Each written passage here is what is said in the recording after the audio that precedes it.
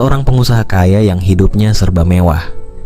Tapi, kekayaannya justru membuatnya lupa diri. Dia sombong, pelit, dan tidak pernah peduli dengan orang-orang di sekitarnya. Apa yang terjadi pada Pak Ridwan menjadi bukti bahwa Tuhan tidak tidur. Saat kesombongan itu terlalu besar, azab pun datang dan merubah segalanya.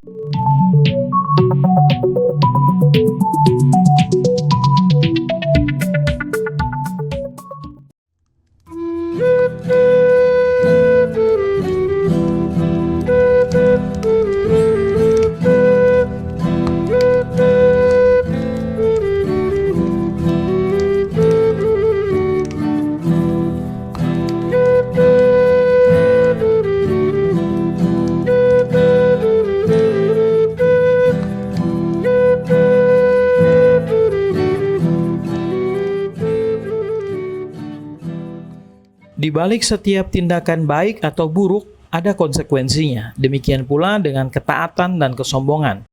Ketaatan berujung pada hadirnya rahmat Allah, sedangkan kesombongan mendatangkan malapetaka. Naaman merupakan seorang panglima Aram yang baik hati. Allah Israel memberkatinya dalam setiap medan perang walaupun ia berkebangsaan Aram.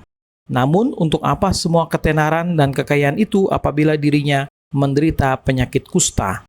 Diinformasikan bahwa Nabi Elisa bisa menyembuhkan penyakitnya. Sesampai di rumah Elisa, bukan kesembuhan ilahi yang dia alami, melainkan kekesalan hati. Ternyata ia disuruh Elisa mandi di sungai Yordan 7 kali.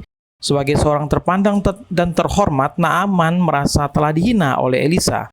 Alasan Elisa ada 2. Pertama, kuasa penyembuhan datang dari Allah Israel, sehingga tempatnya pun haruslah di wilayah Israel. Kedua, mematahkan kesombongan Naaman, karena di hadapan Allah Israel semua orang sederajat. Untungnya akal Naaman masih sehat. Ketaatannya membawa Naaman bertemu rahmat Allah dan pribadi Allah Israel, sehingga mata rohaninya terbuka.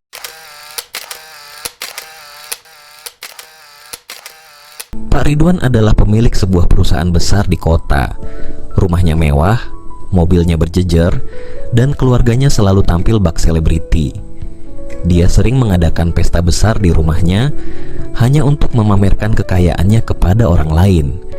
Tetapi di balik itu semua, Pak Ridwan terkenal sebagai orang yang sangat pelit dan sombong. Suatu hari, seorang tetangga datang memohon bantuan karena anaknya sakit parah. Tetangga itu berkata dengan suara gemetar, "Pak Ridwan, tolong bantu saya. Anak saya butuh uang untuk operasi." Tapi apa jawaban Pak Ridwan? Dengan nada dingin, dia menjawab, "Maaf, itu bukan urusan saya. Cari saja bantuan ke orang lain." Ketika ada acara di lingkungan tempat tinggalnya, seperti penggalangan dana untuk membantu keluarga kurang mampu, Pak Ridwan selalu berkata, "Saya bayar pajak, itu sudah cukup membantu negara. Saya nggak perlu ikut-ikutan acara seperti ini." Pak Ridwan benar-benar tidak peduli dengan orang-orang di sekitarnya. Dia merasa hidupnya sempurna dan tidak membutuhkan siapapun. Namun, hidup Pak Ridwan mulai berubah ketika perusahaannya terlibat masalah besar. Salah satu proyek besar Pak Ridwan, yaitu pembangunan gedung apartemen mewah, bermasalah. Gedung itu runtuh karena materialnya murah dan tidak sesuai standar. Pak Ridwan ketahuan memotong biaya proyek demi mendapatkan keuntungan lebih besar. Akibatnya, pembeli yang marah menggugat perusahaan Pak Ridwan. Media mulai mengekspos keburukan bisnisnya. Investor menarik diri dan perusahaan mulai kehilangan pendapatan.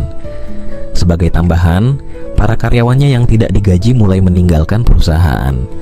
Pak Ridwan yang dulu berkuasa kini mulai kehilangan kontrol atas usahanya.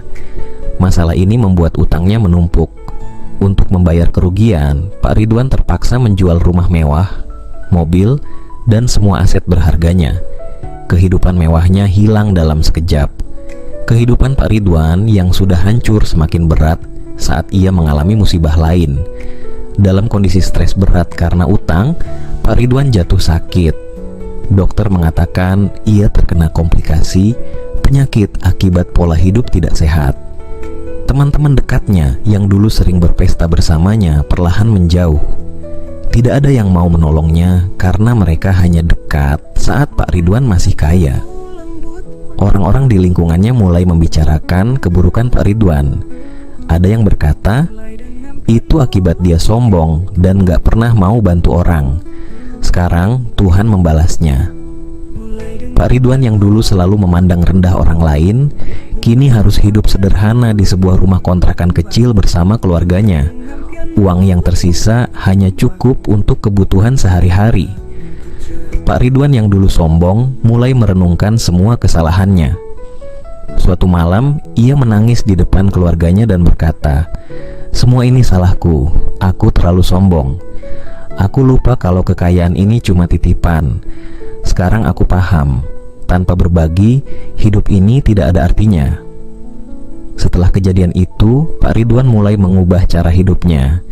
Dia mendatangi tetangganya satu persatu untuk meminta maaf atas kesombongannya di masa lalu. Dengan sisa uang yang ada, Pak Ridwan membuka usaha kecil di bidang pertanian. Hasil dari usaha itu ia gunakan untuk membantu orang-orang di sekitarnya. Pak Ridwan mulai aktif dalam kegiatan sosial di lingkungannya, seperti membantu anak-anak yatim dan mendonasikan sebagian keuntungannya untuk mereka yang membutuhkan. Meski hidupnya tidak lagi semewah dulu, Pak Ridwan merasa lebih bahagia karena hidupnya kini penuh berkah. Kisah Pak Ridwan ini adalah pengingat bahwa kesombongan dan keegoisan tidak akan membawa kebahagiaan sejati. Kekayaan adalah titipan Tuhan yang harus dimanfaatkan untuk membantu sesama, bukan untuk pamer atau menindas orang lain. Teman-teman, ingatlah bahwa berbagi tidak akan membuat kita miskin. Justru dengan berbagi, hidup kita akan lebih bermakna. Jangan pernah lupa untuk selalu rendah hati dan bersyukur atas apa yang kita miliki.